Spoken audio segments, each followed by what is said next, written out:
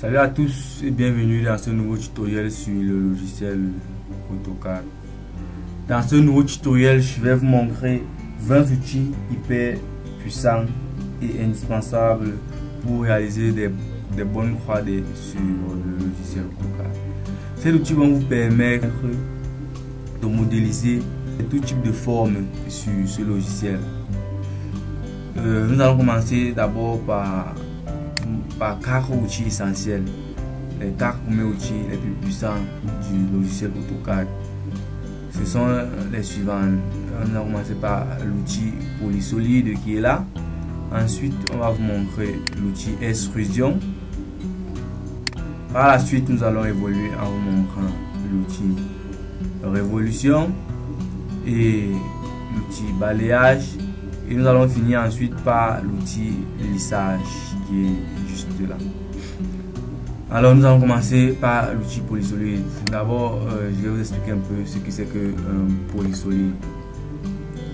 Alors un polysolide est une polyligne et en sorte une polyligne en 3 dimensions.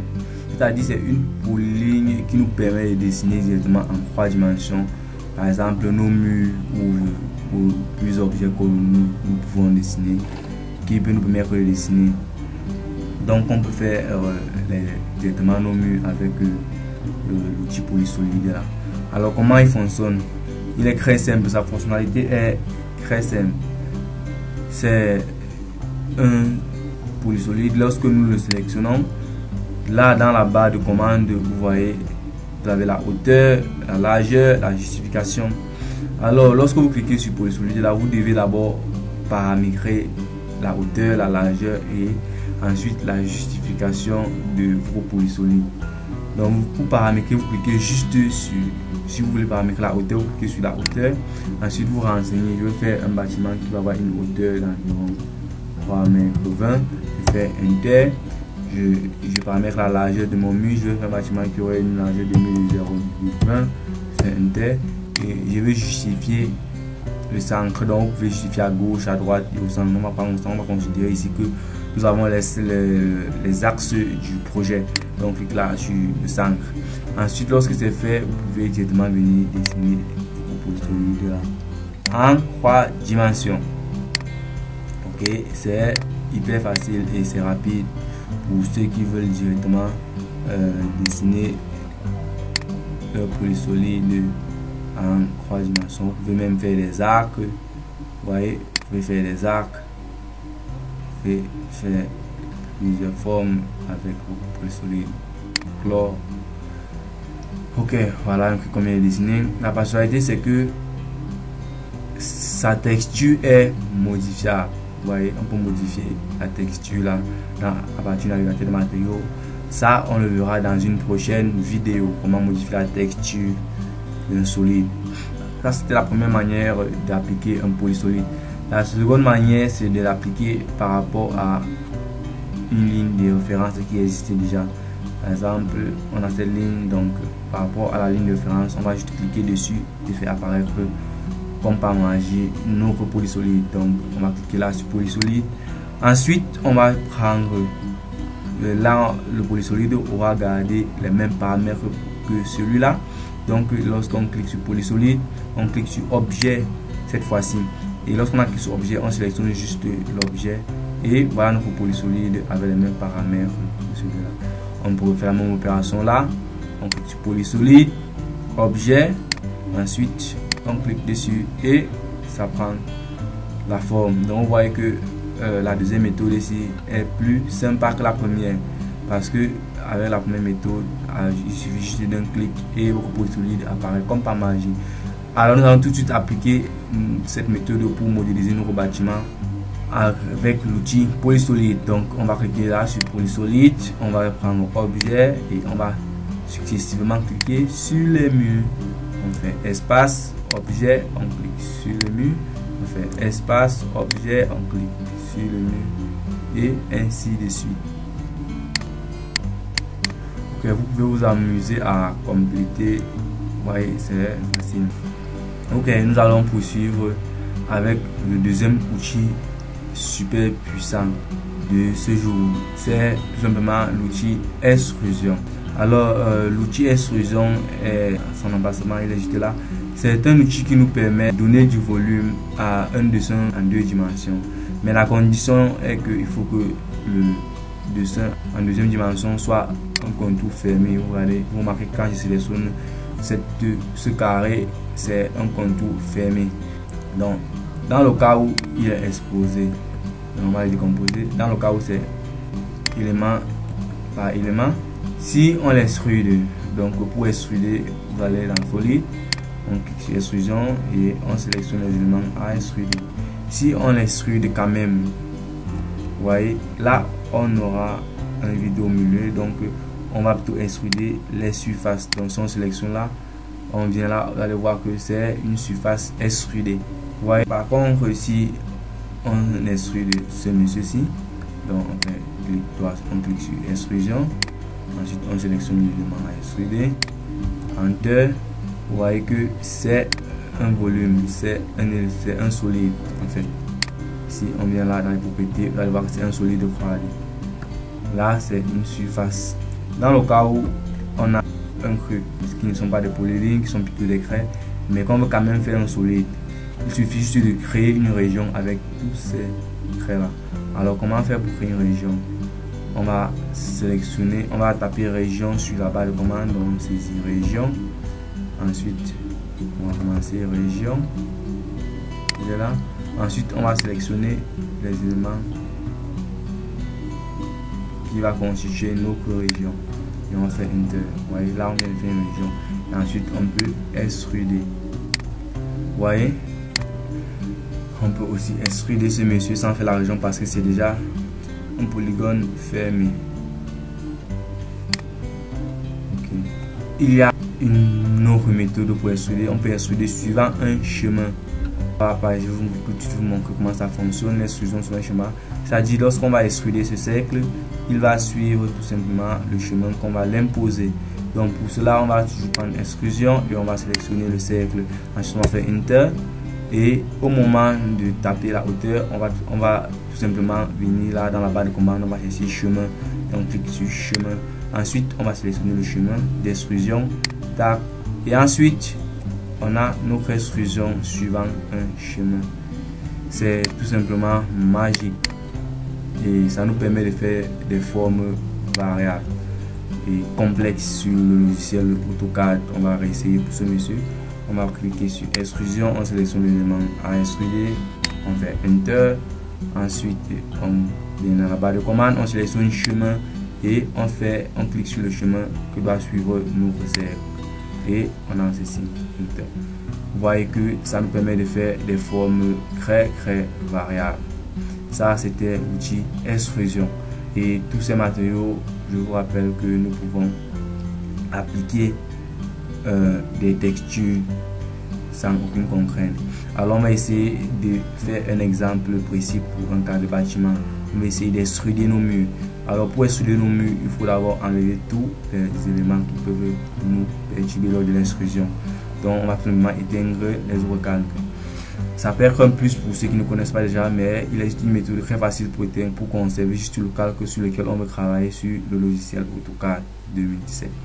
Cette méthode est vraiment la suivante. Vous allez venir là en début, vous allez venir là dans calque, ensuite vous cliquez là sur parcourir les calques.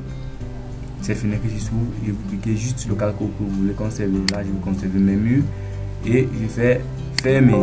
Je clique continuer et vous voyez là j'ai tout simplement les murs. Ce sont ces murs qu'on va extruder. Mais d'abord pour extruder les murs, il faut qu'on crée des régions. Et pour créer des régions, il faut avoir des polylignes fermées ou bien des contours fermés. Ok. Lorsque c'est fait, on va tout simplement taper région. On va prendre région. Ensuite, on va sélectionner tous les éléments et on va faire enter. Si vous remarquez, ça m'a transformé mes murs en région. Donc, quand je clique là, c'est tout le bloc là qui est sélectionné. Quand je clique là, c'est tout le bloc qui est sélectionné. Ensuite, lorsque vous avez fait région, vous allez tout simplement aller dans solide, extrusion et on sélectionne tout. Enter. Ensuite, on va juste donner la hauteur d'extrusion. Ici, on va extruder notre bâtiment 3 mètres 20. Donc, on va taper 3 mètres 20 sur le clavier et Enter. On a notre bâtiment qui a été extrudé. Vous voyez, c'est très facile et c'est hyper rapide de faire ça sur le logiciel AutoCAD. Ces outils sont tout simplement magiques. Alors là, on vient de faire un cas d'espèce pour l'outil extrusion. On va tout de suite passer à l'outil suivant qui est l'outil balayage. Je vais vous montrer comment fonctionne l'outil balayage. C'est un outil aussi puissant que l'outil extrusion. Donc pour le trouver, vous venez là, vous cliquez sur le petit triangle là et vous cherchez balayage. Alors comment il fonctionne? D'abord, la différence qu'il y a, ça fonctionne presque comme l'outil extrusion. Par exemple, je sélectionne l'objet à extruder, je fais Enter, je sélectionne la trajectoire et j'ai l'objet extrudé. Vous voyez? Donc je recommence pour ceci, je sélectionne balayage, je sélectionne l'objet, Enter et je sélectionne la trajectoire. La différence entre, donc je vais faire retour, CTRL Z. La différence entre balayage et extrusion est finalement que balayage peut extruder les objets qui se trouvent sur le même plan que la trajectoire. Par contre, l'outil extrusion ne peut pas extruder, n'extrude que les éléments, que les sections qui sont perpendiculaires à la trajectoire. Je vais vous montrer ce que je veux par là dire sur cet objet. Nous avons une forme là, un hexagone, oui, qui est coplanaire ou bien qui appartient au même plan que la trajectoire, que d'apprendre son l'extrusion de cet hexagone. Vous voyez? Si j'essaye de faire plutôt une extrusion, vous allez voir que on va m'envoyer un message d'erreur. Donc si je fais chemin et je sélectionne la trajectoire, le logiciel me dit impossible d'extruder l'objet sélectionné. Impossible parce que l'objet sélectionné, le chemin sélectionné est sur le même plan que l'objet à extruder. Par contre, si je prends plutôt balayage et je clique sur l'objet à extruder, Enter et je clique sur la trajectoire, vous voyez qu'il n'y a pas d'erreur, ça extrude normalement sans problème. C'est la petite différence qu'il y a entre balayage, sinon les deux font presque le même travail. Mais moi je trouve que balayage est un peu plus cool que l'outil extrusion. Donc je clique sur balayage, je clique sur l'objet extrudé, Enter, la trajectoire et c'est parti. Même chose, on va recommencer l'opération là, je sélectionne l'objet à extruder, je fais Enter et je sélectionne la trajectoire. Je vais recommencer là. Vous avez vu, c'est super facile. Sélectionne l'objet, Enter et la trajectoire. À la fin, il faut appuyer Enter pour que l'objet reste. Vous voyez? Ok, c'est l'outil balayage. Avec cette option, vous pouvez faire plusieurs formes. Vous voyez là, la trajectoire générale, ça forme un demi-cercle là. Et la section suit la trajectoire, ça forme un demi-cercle là. Avec cet objet aussi, vous pouvez faire des formes que vous voulez. Ça peut vous permettre de faire des lampadaires, ça peut vous permettre de faire des poteaux, ça peut vous permettre de faire des voûtes, plein d'autres choses sur le logiciel AutoCAD. Nous allons poursuivre avec quatrième outil qui est tout simplement l'outil révolution. Alors cet outil est un outil très important, ça nous permet de rendre esthétique notre dessin, ça nous permet d'avoir des formes hyper complexes dans nos projets en 3 dimensions. Par exemple là, ça nous permet de faire des poteaux circulaires, vous voyez, ça peut nous permettre de faire un bidon ou alors un château d'eau. Là, il faut tout d'abord dessiner une demi-section de vos éléments à révolutionner. Lorsque vous allez dessiner la demi-section, vous allez simplement venir là dans révolution. Ensuite, vous allez sélectionner l'objet à révolutionner, vous allez faire Enter, vous allez sélectionner l'axe de la révolution. Ensuite, vous allez taper l'angle de la révolution. Alors ici on va faire un tour complet, donc on va faire un tour sur 400 grades ou alors 362 degrés. On va taper 362 degrés sur notre clavier. On va faire Enter, ensuite Enter pour la deuxième fois et on a notre révolution. Si on sélectionne l'objet et on vient dans les propriétés, on remarque tout de suite que c'était un solide 3 dimensions. On peut faire la même chose pour ce bidon. On va faire révolution, on sélectionne le bidon dans sa globalité. Ensuite, on fait Enter et on sélectionne l'axe de la révolution. Ensuite, on tape l'angle de la révolution en tout complet, 362 degrés, et puis on fait Enter. Et on a notre bilan. Pour le château d'eau, on va faire pareil. On va faire révolution, on sélectionne et on fait Enter. On spécifie l'axe de la révolution et ensuite l'angle de la révolution, 360 degrés, Enter. Vous pouvez faire des demi-révolutions. Au moment de saisir l'angle de la révolution, vous mettez 120 degrés pour faire une demi-révolution.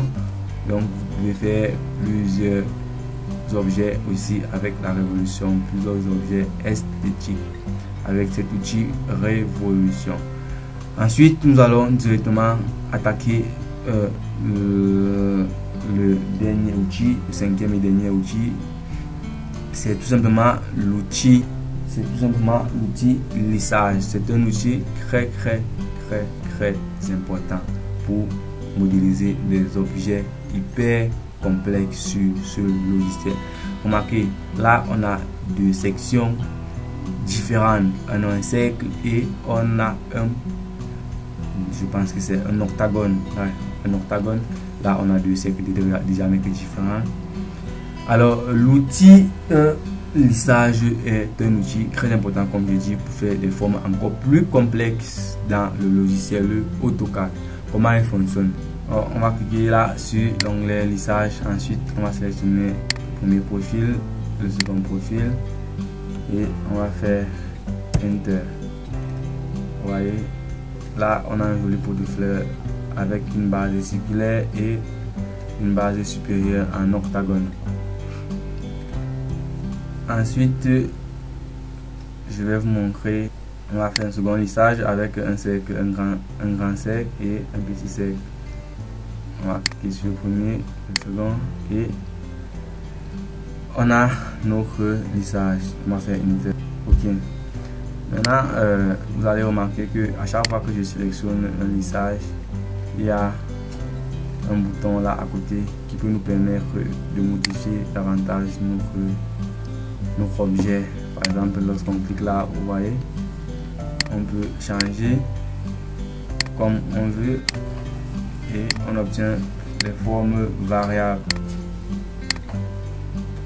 Ok, donc c'est à vous de choisir la forme qui vous convient. Pareil là, cliquez sur le petit triangle pour accéder à cette boîte et vous changez comme vous voulez. Nous allons voir l'outil appuyer et tirer, l'outil section, l'outil extruder les faces et l'outil déplacer les faces dans un prochain tutoriel. Pour ceux qui ne se sont pas encore abonnés, je vous conseille de vous abonner pour ne pas manquer les prochaines vidéos. Et n'hésitez pas à me laisser des commentaires, laissez-moi les petits pouces bleus. Merci, à la prochaine pour un nouveau tutoriel.